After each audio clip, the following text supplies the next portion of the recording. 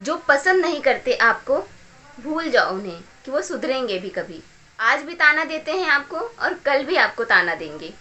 और खुश रहने का सबसे बड़ा मंत्र है कि किसी से उम्मीद मत रखो। अगर जहाँ पे उम्मीद कायम होती है वहीं पर ही परेशानियाँ स्टार्ट हो जाती हैं। अगर आप कुछ कर रहे हो किसी के लिए तो आप खुद से करो। से इच्छाएं मत रखो कि वो भी आपके लिए ही करेगा। जितना ज़्यादा गहरा रिश्ता होता है उससे कहीं ज़्यादा उम्मीदें बढ़ जाती हैं, और जितनी ज़्यादा उम्मीदें बढ़ जाती हैं उससे कहीं ज़्यादा इंसान को तकलीफ़ें पहुंचती हैं। आज हम बात करने वाले हैं कि भरोसा किस पे होना चाहिए और भरोसा किस पे नहीं करना चाहिए। नमस्कार दोस्तों, मैं पूजा एक बार फिर से स्वागत करती हूँ आप सभी का मेरे यूट्यूब चैनल में। एक बार की बात है, एक राजा था, उसका बहुत ही अच्छा मंत्री था और उन दोनों की जो दोस्ती थी वो पूरे 30 साल से थी। उन दोनों की दोस्ती देख करके लोग बहुत ज़्यादा जलते थे, बहुत सारी कोशिश करते थे कि उन दोनों में थोड़ा सा मतभेद हो जाए और वो आपस में झगड़ा करें, मीन्स उनकी पोस्ट वहाँ से हट जाए, मीन्स मंत्री वहाँ से हट जाए, उनकी जगह पे किसी और को रखा जाए। लेकिन सबसे बड़ी बात इसमें ये थी कि कहीं ना कहीं मंत्री अपनी बात को सही साबित कर लेता था। बहुत सारे लोग उन राजा मंत्री के पीछे पड़े थे कि किसी तरह इनको अलग किया जाए। एक तो ये दोनों दोस्त थे, ऊपर से राजा मंत्री थे, भी कोई डिसीजन लेना होता था तो ये दोनों आपस में डिस्कस करके मोस्टली ले लिया करते थे, और इनका निर्णय जो होता था वो बहुत ही अच्छा होता था और बहुत सटीक होता था, जिसमें किसी और को इन्वॉल्व करने की ज़रूरत नहीं पड़ती थी। एक बार की बात है, मंत्री कुछ दिनों के लिए छुट्टियों पे गया था अपने फैमिली के साथ में। वहाँ पर उसे कुछ ज़्यादा समय लग गया। इसी मौके का फ़ायदा उठाकर कुछ लोगों ने राजा के कान भरना स्टार्ट कर दिए कि मंत्री जो है तुम्हें मारने का प्लान कर रहा है। एक बार को राजा को ट्रस्ट नहीं हुआ, लेकिन जब आपके कान में डेली कोई ना कोई कुछ ना कुछ बोलता रहेगा तो कितने दिन तक आप इग्नोर कर पाओगे।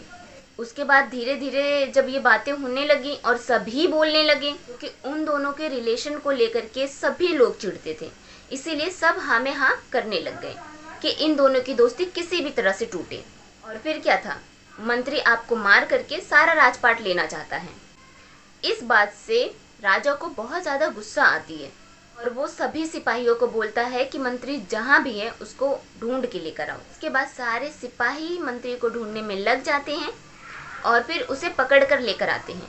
ये बोलता है कि क्या हुआ महाराज, आपने मुझे इस तरह से बुलाया, आप अगर आदेश दे देते तो मैं खुद से चला आता, आपको इस तरह से बुलाने की ज़रूरत नहीं थी। राजा ने बोला ये सिंपैथी मीन्स ये सहानुभूति दिखाने की मुझे ज़रूरत नहीं है, मुझे पता है कि तुम्हारे माइंड में क्या चीज़ें चल रही हैं। यही ना कि तुम मुझे मार करके मेरे राजपाट को लेना चाहते हो। मंत्री राजा की तरफ बड़े शॉकिंग नज़र से देखता है और कहता है कि आप क्या बोल रहे हो, को तो पता है ना कि हमारी इतनी पुरानी दोस्ती है। तो राजा कहता है कि हाँ, इसी बात का तुम फ़ायदा उठा करके मुझे मारना चाहते हो और मेरे सारे राज्य को हड़पना चाहते हो। इस बात से मंत्री थोड़ा दुखी तो होता है, क्योंकि 30 साल की दोस्ती में थोड़ी सी दरार आ जाती है। राजा इतने गुस्से में होता है कि वो सीधे उसको मौत की सज़ा सुना देता है। और जो मौत की सज़ा होती है वो ये होती है कि उनको एक कटघरे में छोड़ दिया जाता था और वहाँ पे कुछ शिकारी कुत्ते होते थे और वो शिकारी कुत्ते उस इंसान को पूरा नोच नोच करके खा लेते थे। ऐसी मौत की सज़ा दी जाती थी। इस बात से सारे दरबारी बहुत ज़्यादा खुश हो जाते हैं, क्योंकि अब दोनों में बिछड़ा हो सकता है तो कुछ भी लोग बोलेंगे और राजा को उस चीज़ को मानना पड़ेगा। क्योंकि अभी तक क्या होता था कि मंत्री की ही बात सुनी जाती थी। जब मंत्री को मौत की सज़ा सुना दी गई तो राजा बोलते हैं कि तुम मेरे इतने पुराने दोस्त हो तो एक काम मैं तुम्हारे लिए सिर्फ कर सकता हूँ कि तुम्हारी जो आखिरी इच्छा होगी मैं उसे पूरा कर सकता हूँ। फिर थोड़ा सोचता है और बोलता है कि आप मुझे 10 दिन का समय दे दीजिए, 10 दिन के बाद आप मुझे उस कटघरे में डाल सकते हो। राजा बोलता है कि ठीक है, 10 दिन के बाद तुम्हें उस कटघरे में छोड़ दिया जाएगा। उसके बाद जो मंत्री होता है वो जो कटघरा होता है उसके बाद जो पहरेदारी कर रहा होता है उसको कुछ मोहरे दे करके खरीद लेता है और कहता है कि इसकी देखभाल करूँगा, आप आराम से अपने घर रहिए। और जो पहरेदार होता है वो कहता है कि ठीक है, उसे पैसे मिल जाते हैं, वो तो खुश हो जाता है। उसके बाद डेली मंत्री जाता है और उन कुत्तों की बहुत ज़्यादा सेवा करता है, उनको खाना पीना नहलाना जो भी काम होते हैं वो सारा कुछ करता है। इसी तरह 9 दिन बीत जाते हैं। फिर आता है 10वां दिन, जिस मंत्री को फांसी लगनी थी। सारे दरबारी इकट्ठा होते हैं और खुशी के मारे पागल हो रहे होते हैं, क्योंकि आज मंत्री और राजा दोनों अलग हो जाएंगे। मंत्री पूरी तरह से तैयार होता है उस कटघरे में जाने के लिए, और राजा जो कि बहुत गुस्से में होता है ये देखने के लिए कि किस तरह से वो कुत्ते उसको नोच नोच कर खाते हैं। ऐसे ही मंत्री को कटघरे में डाला जाता है, वैसे ही कुछ अजीब सा होता है जिसे देख के सारे दरबारी और राजा ज़्यादा शॉक्ड हो जाते हैं, बहुत ही ज़्यादा अचंभित हो जाते हैं, क्योंकि जैसे ही वो मंत्री उस कटघरे के अंदर जाता है वैसे ही सारे कुत्ते उसको आकर के प्यार करने लगते हैं, मीन्स उसको चाटने लगते हैं, उसके ऊपर खेलने लगते हैं, कूदने लगते हैं। ये सारी चीज़ें देख कर के राजा कंफ्यूज होता है और मंत्री से पूछता है कि ये कैसे हुआ, ते आज तक किसी के साथ तो नहीं खेले हैं, जो भी इस कटघरे के अंदर गया है उसको उन्होंने इतना बुरी तरह से काट खाया है, तुम्हारे साथ ये कैसे इस तरह से बिहेव कर रहे हैं। तभी मंत्री बोलता है, मैंने सिर्फ इनकी 10 दिन देखभाल करी है, 10 दिन मैं इनके साथ रहा हूँ और ये उस 10 दिन की वफादारी निभा रहे हैं, और मैंने आपके साथ 30 साल गुजारे हैं, लेकिन आपको उसकी कोई कदर नहीं। आपने दूसरों के कहने में आकर मुझे मौत की सज़ा सुना दी। अब इससे बड़ी बात क्या हो सकती है।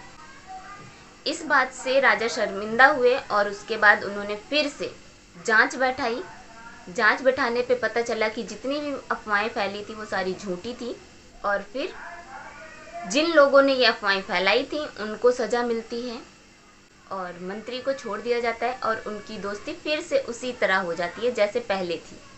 तो दोस्तों, मैं इस कहानी से आप लोगों को बस ये बताना चाहती हूँ कि हम लोगों की भी ज़िंदगी में ऐसी समस्याएं आती हैं।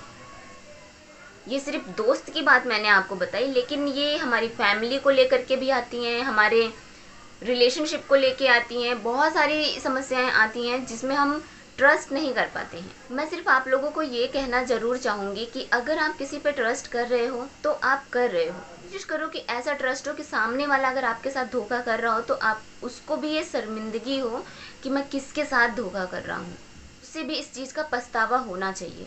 और अगर उस इंसान को पछतावा होगा तो कभी भी वो आपको हर्ट नहीं करेगा, लेकिन हाँ, उसको आपकी चीज़ों से, आपके लाइफ से कोई मतलब नहीं है तो आपको वो चीट करता रहेगा। इसी के साथ मैं अपना वीडियो समाप्त करती हूँ। इस कहानी से आपने क्या सीखा कमेंट करके ज़रूर बताइएगा। फिर मिलते हैं नए टॉपिक के साथ, नए वीडियो के साथ, नए स्टोरी के साथ। तब तक के लिए हंसते रहिए, मुस्कुराते रहिए और देखते रहिए मेरा YouTube चैनल। जय हिंद।